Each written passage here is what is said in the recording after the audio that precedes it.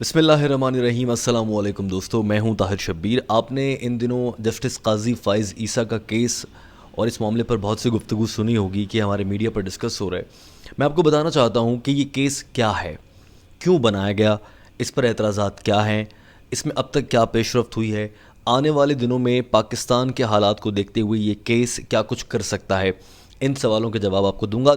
आमतौर पर अदालती और मौशी लैंग्वेजेस मुश्किल होती हैं तो लोगों को समझ नहीं आता है। मैं आपको कोशिश करूंगा कि इस अदालती मामले को तफसील से समझा सकूं, कि आप इन अल्फाज में समझा सकूं कि आप इसको समझ सकें। दोस्तों, जस्टिस काजी फ़ाइज़ ईसा जो हैं वो सुप्रीम कोर्ट के एक सीनियर जज हैं। इससे पहले वो बलूचिस्तान हाई कोर्ट में तैनात थे। उनके अदालती फ़ैसले अगर उठाकर देखे जाएँ तो उससे लगता है कि वो कुछ हद तक फ़ौज से या इस्टेब्लिशमेंट से या मुल्की खुफिया एजेंसी से, ISI से एक नफ़रत रखते हैं। वो क्यों? क्योंकि उन्होंने अब तक जो दो बड़े और अहम फ़ैसले दिए हैं, उन दोनों फ़ैसलों में उन्होंने ये कहा है कि अगर एजेंसियाँ अपना काम ठीक से करें, अगर एजेंसियाँ सियासत में मुदाखलत ना करें तो मुल्क ठीक चल सकता है। वो दो फ़ैसले मैं आपको अपनी पिछली वीडियो में बता चुका हूँ। दोस्तों, जस्टिस काजी फ़ाइज़ ईसा जब सुप्रीम कोर्ट के जज बने तो उनके ख़िलाफ़ कुछ ज़राए से हुकूमत को ये मालूम हुआ कि उनकी ऐसे असासे और जायदादें हैं जो उन्होंने आज तक ज़ाहिर नहीं किए हैं।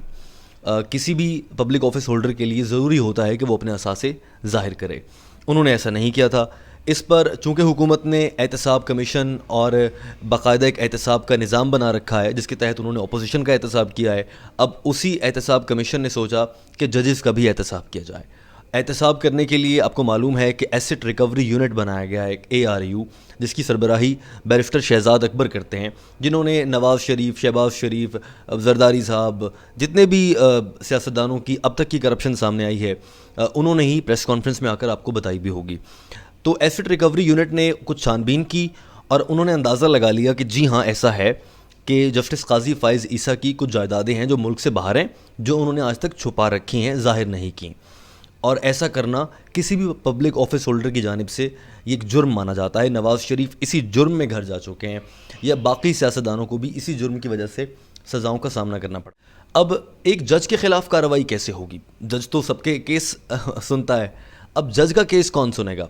इसके लिए पाकिस्तान में एक निज़ाम मौजूद है जिसको कहा जाता है सुप्रीम जुडिशल काउंसिल। वहाँ पर जजेस के कंडक्ट के हवाले से मामलात लेकर जाए जाते हैं और उसी सुप्रीम जुडिशल काउंसिल में एक रेफरेंस भेजा गया हुकूमत की जानिब से कि जस्टिस काजी फ़ाइज़ ईसा के ऐसे असासे हैं जो उन्होंने छुपा रखे हैं।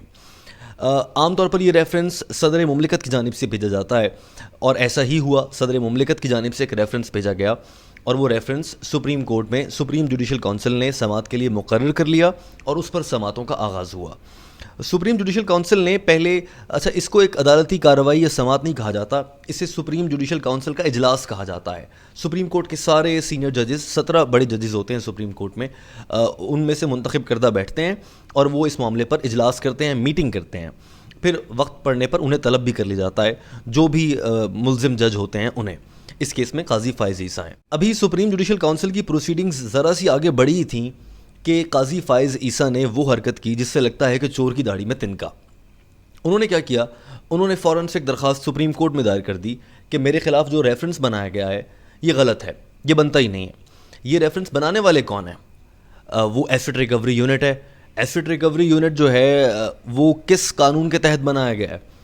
यानी कि जब जस्टिस काजी फ़ाइज़ ईसा से पूछा गया कि अपने आप उन असासों के बारे में एक्सप्लेनेशन दें, आपने कैसे हासिल किए जो आपने आज तक छुपा रखे हैं, तो उन्होंने जवाब में एक्सप्लेनेशन के बजाय ये कहा कि आप सवाल पूछने वाले कौन हैं, आप हैं कौन, आपको क्या कानूनी इख्तियार हासिल है कि आप मुझसे ये पूछ सकें। इसके लिए उन्होंने एक दरख्वास्त सुप्रीम कोर्ट में दायर कर दी, जो कि सुप्रीम कोर्ट ने सुनने के लिए एक 10 रुकनी बेंच बना दिया। सुप्रीम कोर्ट के 10 सीनियर जजेस उस बेंच का हिस्सा हैं। अब उस पर समातें जारी हैं आजकल, और यहाँ से ये फ़ैसला होना है कि ये मामला सुप्रीम जुडिशल काउंसिल में जाएगा या फिर उनके असासों की छानबीन के लिए मामला FBR को भेजा जाएगा, या फिर जस्टिस काजी फ़ाइज़ ईसा की दरख्वास्त के मुताबिक इस मामले को यहीं से खारिज कर दें, दरख्वास्त वापस हो जाए, किस्सा ख़त्म हो जाएगा। लेकिन ये सब इतने आराम से होने वाला नहीं है दोस्तों। बहुत से सियासी मुबस्सरीन ये ख्याल कर रहे हैं कि ये केस ही है जो कि इमरान खान की हुकूमत के जाने का बायस बन सकता है, या फिर उनका जो एक एहतसाब का नारा है वज़ीर आज़म का कि वो सबका एहतसाब करेंगे, ये इस पर कामयाबी से एहतसाब करके वज़ीर आज़म बहुत पॉपुलैरिटी भी हासिल कर सकते हैं। बहरहाल अब दरख्वास्त ज़ेर समात है। واضح رہے کہ جو جسٹس قاضی فائز عیسیٰ کے اثاثوں کے بارے میں بات ہو رہی ہے وہ اثاثے ان کی اہلیہ کے نام پر ہیں. اب جسٹس قاضی فائز عیسیٰ یہ کہتے ہیں کہ میری اہلیہ کے اثاثے ہیں، ان سے پوچھیں، مجھ سے کیوں پوچھ رہے ہیں. یہ وہی بات ہے جو نواز شریف نے کی تھی کہ میرے بچوں کے اثاثے ہیں، ان سے پوچھیں. بہرحال عدالت نے کہا کہ اپنی اہلیہ کو بولیں گا وہ ویڈیو لنک کے ذریعے بیان ریکارڈ کرا دیں تاکہ ہم جان سکیں کہ اثاثے کس کے ہیں، کہاں سے آئے. لیکن ان کی اہلیہ کی جانب سے، ان کی اہلیہ کا نام سرینا عیسیٰ ہے، ان کی جانب سے بیان ریکارڈ کروانے میں ٹال مٹول سے کام لیا گیا. سماعت آگے بڑھتی رہی. وفاق کی جانب سے، یعنی کہ جو صدر مملکت عارف الوی نے ریفرنس دائر کیا تھا، اس میں وفاق کی نمائندگی کرنے کے لیے وکیل چاہیے. وہ فروغ نسیم وزیر قانون ہیں، جو کہ انہوں نے استعفیٰ دیا اور وہ اس معاملے پر وکالت کرنے لگ گئے. وہ بڑی کامیابی سے مختلف طریقوں سے دلائل سے سماعت کو لے کر آگے چل رہے ہیں اور اپنے دلائل دے رہے ہیں. فروغ نسیم نے کیا کیا؟ انہوں نے عدالت کو ثبوت دینے کے لیے کہ ان کی اہلیہ اور ان کے اپنے نام پر اثاثے برطانیہ میں ہیں، وہ دینے کے لیے انہوں نے ایک ویب سائٹ جو کہ برطانیہ کی آفیشیل ہے، برطانیہ اپنا سارا ریکارڈ پبلک رکھتا ہے، 192.com، وہاں سے کچھ اثاثوں کی تفصیل لی جسٹس قاضی فائز عیسیٰ کی اور لا کر کورٹ کے سامنے رکھ دی کہ یہ لیجئے، یہ ان کی اپنے اثاثے ہیں جو ظاہر نہیں کیے، یہ اہلیہ کے اثاثے ہیں جو آج تک ظاہر نہیں کیے، اس پر اب آپ دیکھ لیجئے. اب جب اس کے جواب میں جسٹس قاضی فائز عیسیٰ کو بتانا تھا کہ یہ اثاثے کہاں سے آئے، انہوں نے یہاں پر کیا کہا؟ اچھا ایسے تو وزیر اعظم عمران خان کے بھی اثاثے ہیں، بیرسٹر شہزاد اکبر جو اس معاملے میں ایسٹ ریکوری یونٹ چلا رہے ہیں ان کے بھی اثاثے ہیں، تو میرے اثاثوں پر آپ کیوں پوچھ رہے ہیں؟ یہ جواب نہیں دیا انہوں نے ایک اور سوال اٹھا دیا. تو اس سے بھی چور کی داڑھی میں تنکا نظر آتا ہے. انہیں چاہیے تھا کہ وہ ایکسپلین کرتے، جو کہ آج تک انہوں نے ایکسپلین نہیں کیا ہے. بہرحال اب جب یہ اثاثوں والی بات سامنے آئی ہے اور انہوں نے یہ الزام لگایا ہے وزیر اعظم پر کہ ان کے بھی 6 جائیدادیں ہیں لندن میں، اب انہیں یہ ثابت کرنا ہوگا عدالت میں. کیا وہ کر پائیں گے یا نہیں؟ اگر وہ نہیں کر پاتے تو قاضی فائز عیسیٰ کو دوہری سزا مل سکتی ہے، ایک اثاثے چھپانے کی، دوسرا وزیر اعظم پر عدالت میں کھڑے ہو کر غلط الزام لگانے کی. یہاں سے آگے بڑھتے ہیں. عدالت نے ایک سماعت میں یہ کہا کہ اچھا پھر ایسا کرتے ہیں کہ معاملہ FBR کو بھیج دیتے ہیں، federal board of revenue. Tax کا معاملہ ہے، آپ نے ٹیکس نہیں جمع کرایا یا آپ نے اثاثے ظاہر نہیں کیے، یہ معاملہ FBR دیکھتا ہے، ہم وہاں بھیج دیتے ہیں. اس پر حکومت نے اتفاق کر لیا. جب ججز نے یہ کہا کہ FBR میں جائے گا تو فروغ نسیم نے کہا ٹھیک ہے بھیج دیں، کوئی مسئلہ نہیں ہے. انہوں نے وزیر اعظم سے ملاقات کی، واپس آ کر کہہ دیا جی ہاں بھیج دیجیے. انہوں نے کہا کہ 2 مہینے کے اندر ہم FBR سے تحقیقات کروا لیتے ہیں اور نتائج سامنے، دودھ کا دودھ پانی کا پانی.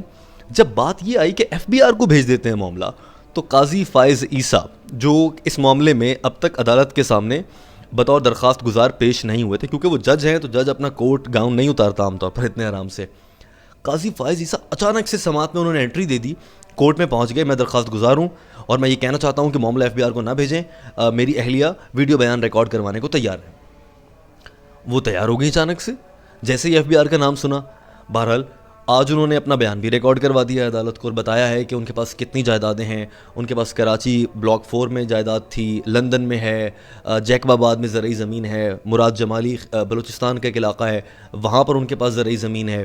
تو انہوں نے اپنی تمام تر جائیدادوں کی تفصیلات بتا دی ہیں. ججز نے حیران کن طور پر یہ کہا ہے کہ جی ہاں ہم اس ایکسپلینیشن سے مطمئن ہیں. اب فیصلہ ججز نے کرنا ہے کہ معاملہ وہ FBR کو بھیج دیتے ہیں یہاں سے یا پھر وہ سپریم جوڈیشل کاؤنسل کے پاس بھیجتے ہیں کہ جی ہاں مس کنڈکٹ ہے، آپ دیکھ لیں، کاؤنسل جو کہے گی جج صاحب کا کنڈکٹ خراب ہے تو ان کو نکالا جائے یا عہدے سے فارغ کیا جائے. دوسری طرف FBR کو بھیجا جا سکتا ہے. عدالت نے یہ فیصلہ کرنا ہے. لیکن اب تک جو سماعت ہوئی ہے، فروغ نسیم نے اس معاملے میں بہت سے مواقعوں پر عدالت کو کچھ حد تک جہاں پر لگ رہا تھا کہ گڑبڑ ہو رہی ہے پکڑنے کی کوشش کی ہے. فروغ نسیم نے 1-2 موقع پر یہ کہا کہ مجھے تو ایسا لگتا ہے کہ ہمارے جو جسٹس قاضی فائز عیسیٰ ہیں انہوں نے جو درخواست دی ہے وہ اس بینچ جو بنا ہوا ہے، جو لوگ سماعت کر رہے ہیں ججز ہیں، اس کے 10 رکنی بینچ ہے، آپ میں سے ہی کسی نے لکھی ہے. یہ بہت بڑا الزام ہے ججز پر.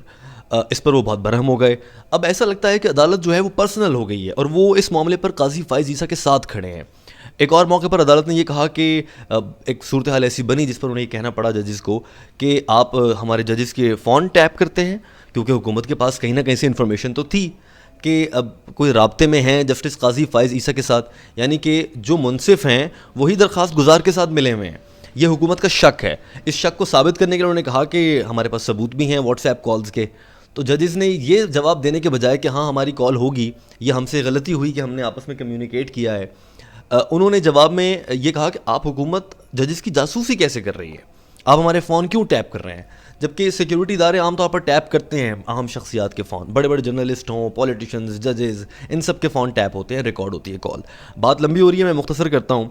جسٹس قاضی فائز عیسیٰ کا معاملہ اب تک یہاں پہنچا ہے. اب اس میں ہو کیا سکتا ہے؟ اگر جسٹس قاضی فائز عیسیٰ سچے ثابت ہوتے ہیں تو کیا ہوگا، جھوٹے ثابت ہوتے ہیں تو کیا ہوگا؟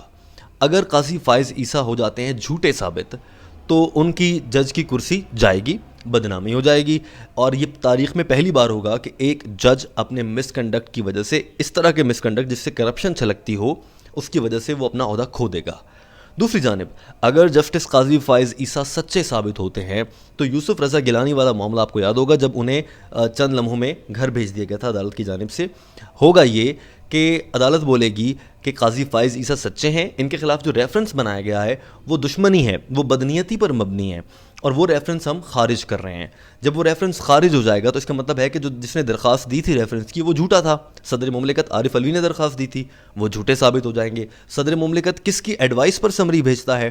اس کا جواب یہ ہے کہ وہ وزیر اعظم کی ایڈوائس پر سمری بھیجتا ہے. وزیر اعظم عمران خان ہیں، ان کی ایڈوائس پر صدر مملکت نے ان کو سمری بھیجی، تو صدر کہیں نہیں جائے گا عدالت کے قوانین کے مطابق. عدالت یہ کرے گی کہ جس کی ایڈوائس پر سمری بھیجی ہے اس کو بلاؤ، ہاں بھائی عمران خان صاحب کورٹ میں پیش ہو جائیں گے. جب وہ سامنے آئیں گے تو عدالت یہ کہے گی کہ آپ نے ایک غلط اور جھوٹا ریفرنس بنایا ایک جج پر، اور وہ ثابت ہو گیا عدالت میں کہ آپ کے الزامات غلط تھے.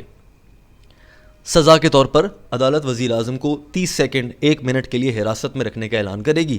جو ہی وہ حراست میں آئیں گے تو وہ نااہل تصور کیے جائیں گے، جیسے یوسف رضا گیلانی کو کیا گیا تھا کہ کوئی بھی سزا یافتہ شخص وزیر اعظم کا عہدہ نہیں رکھ سکتا فوراً سے، تو اپنے عہدے پر رہتے ہوئے اگر اس کو سزا ہو جاتی ہے تو وہ وزیر اعظم نہیں رہ سکتے. یوں عمران خان کو گھر جانا پڑے گا.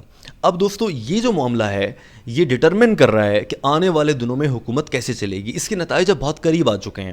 آنے والے 2 ہفتے میں شاید یہ کیس نمٹا دیا جائے گا، یا FBR کو بھیجا جائے گا، یا سپریم جوڈیشل کونسل کو، یا پھر قاضی فائز عیسیٰ سچے ثابت ہو جائیں گے اور یہ معاملہ عمران خان کی حکومت کو لے ڈوب سکتا ہے. لیکن اس کے امکانات بہت کم ہیں. فاروق نسیم اپنی طرف سے بہت ہی ایفرٹس کے ساتھ، تیاری کے ساتھ عدالت میں پیش ہوتے ہیں اور اس معاملے کو لے کر آگے بڑھ رہے ہیں. اب جب ان پر باری آئی ہے تو وہ کبھی ادھر نکلتے ہیں کبھی ادھر کو نکلتے ہیں، مگر پکڑے تو جائیں گے.